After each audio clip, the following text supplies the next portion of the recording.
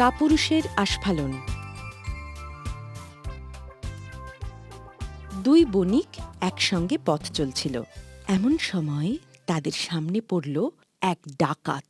খবরদার! অনেক মালপত্র আছে দেখছি। দিয়ে দাও, দিয়ে দাও সব আমায়, নইলে প্রাণ বাঁচি, পালাও পালাও। এই, তুই আবার হাঁ করে দাঁড়িয়ে আছিস কেন রে? কারণ আমি কাপুরুষ নই। জিনিস নিতে হলে আমার সঙ্গে লড়াই করো আগে। আচ্ছা, হুঁশিয়ার হুঁশিয়ার!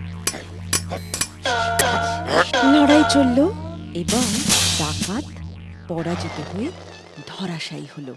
এই দেখে ভীত বন্ধুটি গাছের আড়াল থেকে সামনে এলো। আমি আর শায়েস্তা করছি। ও জানে না ও কাদের সাথে লাগতে এসেছে। থাক বন্ধু থাক, তোমার সাহসের প্রয়োজন আগে ছিল।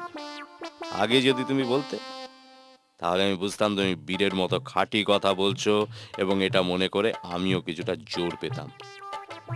এখন তুমি তোমার মুখ বন্ধ করে তলোয়ারটা খাপে ঢোকাও দেখি। ওটার আর কোনো প্রয়োজন এখন নেই।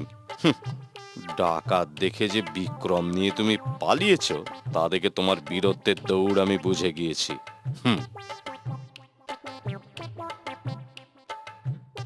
যারা শুধু মুখে লম্বা লম্বা কথা বলে আর আসল বিপদের সময় কিংবা কাজের বেলায় পালিয়ে যায়, তাদের সঙ্গে কোনো কাজে যাওয়া মানেই কিন্তু বিপদে পড়া।